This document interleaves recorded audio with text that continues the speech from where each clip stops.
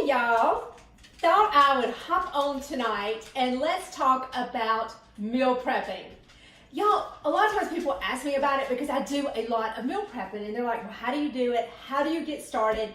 And I said, let me jump on and show you some of the things that I do that help me meal prep. Number one, most important thing, you have got to decide what program you're following. So are you doing keto? Are you doing WW, Whole Foods, the DASH diet? I mean, it doesn't matter. Maybe you're just eating healthier and so you want to take your lunch. Maybe you want to meal prep to save money. Whatever it is, it just becomes a decision about what works for you and your family. Now, I'm a WW person. My husband's keto. Cool thing about WW is you can incorporate it with keto because all it is recipe building and coming up with points values. And a lot of people don't realize that keto, it does have a lot of fat in it, but as far as the meals and things like that go, it is actually got a lot of vegetables, which on WW are zero. And because they're zero, I enjoy having some butter, frankly, in my broccoli. I don't want to eat plain broccoli. I want some butter in my broccoli. So one of the things that we do is meal prep. By we, I mean me. My husband likes to use that term. We are going to do the laundry when what it really means is you are going to do the laundry. I don't know why, that just drives me crazy. But anyway, back to meal prepping and not my craziness. As you can see, I really do have lots of oils. I need them to counteract some of my crazy. So the first thing you do is you kind of decide what it is you want to cook. Personally, I cook for a month. Put it in my freezer. I just meal prep for lunches. I don't meal prep breakfast, lunch, and dinner. I do know people who do that. You could do that, but that's probably going to be more of something that you would do on a Sunday evening, getting ready for the work week. Me, I just do it once a month, usually on a Saturday or a Sunday afternoon, and it does take about 3 or 4 hours to do it, but then I am done, y'all, for a whole month. So what I did is I started out with a list. I make a list of what we're gonna have. This is what we're gonna have this month that's going in the freezer. And I will post the links to the recipes. They're not mine, so I'm not gonna share the recipes like they are, but I am gonna share the link with you. So I did a keto jalapeno pepper popper chicken. This stuff is so good. It's on my Pinterest, so you're welcome to follow me on Pinterest. That's a great place to go and find these recipes that I have saved. Keto jalapeno pepper popper bread is really good. I actually love that stuff. I'm doing a chicken fajita soup. It is great keto. It's great WW. It's going to be a 0-point food. And if it's not, it's just going to have a point or so with it. I'm doing a keto peanut butter pie. I have not plugged that one in. Not really sure about it. Cool thing about sometimes when you're doing a keto program and WW, because keto is not going to have the sugar, then a lot of times some of your stuff is actually going to be not too bad in points values. Now, I'm going to do my own recipe with brownies, a 1-bowl brownie. I've got a plan for this. I'm going to try it. If it turns out, I'm definitely going to share that recipe and show you how I did that. We're going to do a cabbage stir fry, which is super easy. I am doing keto crusted buttery chicken. It looks really good. Don't know if it's going to be really good, but I'm going to try it. I'm doing a deconstructed pizza. That's just where you do a pizza in a casserole dish.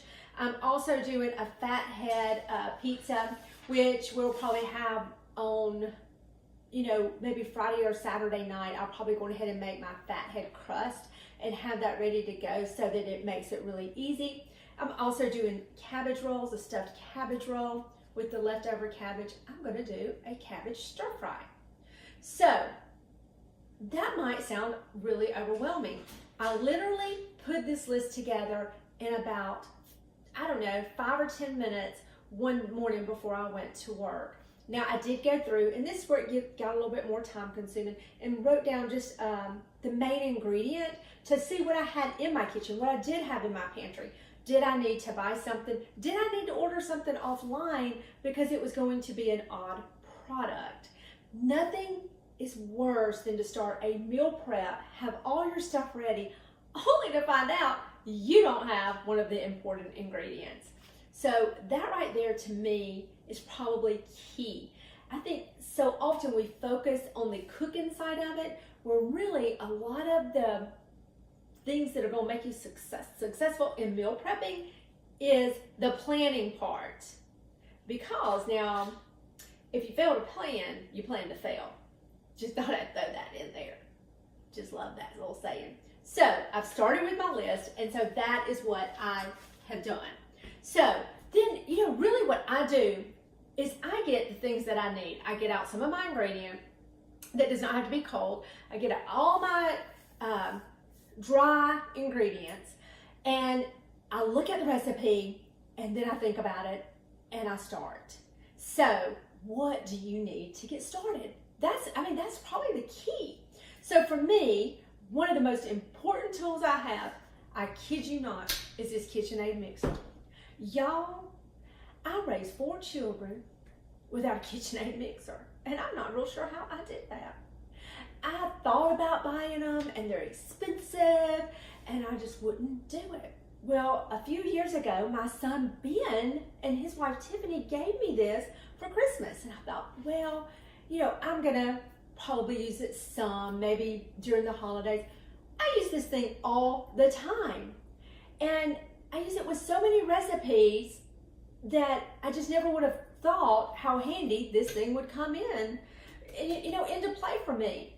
Now, I feel so guilty. I taught my daughter out of putting this on her registry when she got married.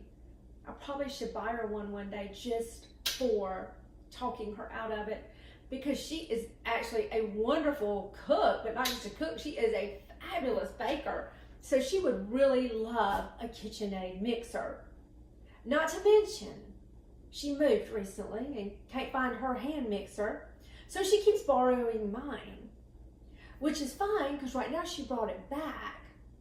But chances are she's going to borrow it and not bring it back, and then I'm going to want my hand mixer.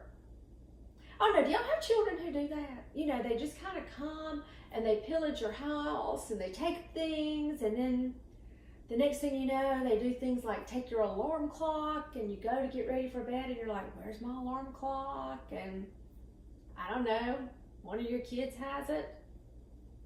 Just saying, it can happen. So if you have been on the fence about a KitchenAid mixer, jump off that fence and buy you a KitchenAid mixer. You are going to love it and enjoy it. I promise you that. Then for me, I do make sure I have my cheese graters. Y'all, I actually have about 3 different cheese graters, because when you're doing keto, a lot of times you're using a lot of cheese.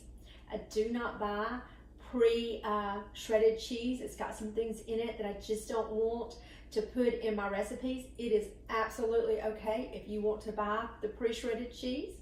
It's up to you. I just personally don't. And I also have this little cheese grater right here. I love this little thing. And then you can grate on top. Also, make sure that you have plenty of your little Rubbermaid spatulas. These things right here are great for, you use them all the time. I use them constantly. If you go back and watch my videos, you'll always see that I start a video and forget my spatula, or a little scraper thing. Make sure you have plenty of regular spatulas. I always have a couple of different whisk, and I like the ones that have the plastic or the nylon coating, or the, I don't know what kind of coating this is, but anyway, I like these because you can use these in your Teflon. And then I like these right here that are super heavy duty. I use a lot of stainless steel. So this right here is great for your stainless steel stuff. Y'all, you got to have some of these things. And y'all, these little cookie, I don't even know what you call this thing. These things are hard to find. I don't know if you've ever noticed that. They're hard to find. I mean, I'm sure I can buy them from Amazon, because you can buy everything from Amazon. And of course, you've got to have a good set of knives, and it does help when you have a husband who will sharpen your knives for you. So you get a good set of knives, and y'all, I've got more than one pair. Best kitchen tool ever is a good pair of kitchen shears. If I have to cut up cilantro, parsley, or anything like that, you know, it's so hard. all you do is you take you a big old coffee cup with a big wide rim right here, and you just get in there and you just chop away.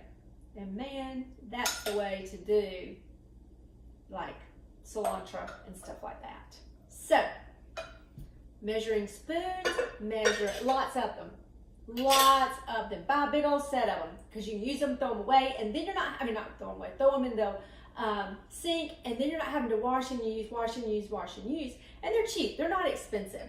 So, also, get you some measuring cups. They're pretty easy too. Forgot to bring it over here. Food scale. I use a food scale all the time because I can measure in ounces and grams on it. I use a WW food scale. Notice they were just back in the workshops the other day when I was there. Go buy a WW workshop or studio. They'll sell you one. Get on Amazon, buy you a food scale. Or go on Walmart, buy your food scale and do a digital one that you can zero out with a plate or a bowl on it. And that's going to make it really easy for you to put it on there, weigh your foods, weigh your meat, weigh whatever it is that you're needing to weigh. I find recipes sometimes, and the recipes are actually in grams. So I have to have that food scale, and I couldn't do the recipe. Also, sometimes we do things in glass, but I store a lot of things in containers like this. So I love these containers. I don't have the lid over here, but I love this 3-compartment container. We've had these for years. Y'all, these right here are about 4 years old, and I got them off Amazon about 4 years ago. And they freeze well, pop them in your lunchbox and go. But sometimes, especially if we're doing soups, I will thaw them out and transfer them to glass. I'm funny about sometimes how long I've got to heat something up in plastic. I have a huge frying pan, probably one of the more expensive but best investments I've ever made, especially if you're doing any kind of one meal type thing, like the stir-fried cabbage. I use a lot of the cauliflower rice for a lot of these recipes that I just gave you. I will incorporate steamed vegetables, cauliflower rice, zoodles, which is your noodles that look like vegetables that look like noodles. We call them zoodles. I also, of course, have a lot of different size corningware dishes.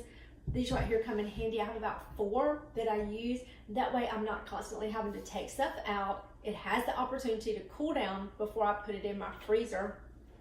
If you were going to put something directly in your freezer, you're going to need to make sure that either you let it cool down, you can actually set something down in a bowl with some ice water, and that will cool it down faster. And that way you will not get sick.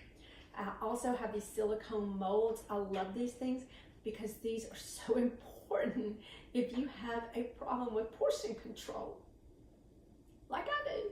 I love some sweets. So if you go back and look on my YouTube channel, you'll see my video that I did from Julie's recipe from the Savory Tooth. And her fudge is so good, but I do it in individual little molds so that I have a little bit more self-control. Then make sure that there's nothing odd in your recipes. One of the recipes I did this weekend had xanthium gum. By the way, I looked up on YouTube how to actually pronounce this, so I know I said it correctly. Well, I couldn't find this, and I've used it before, but when I couldn't find it, it got very frustrating to be ready to meal prep only to find out that you can't get this. So, of course, I ordered this off of Amazon, and it was here in a couple of days.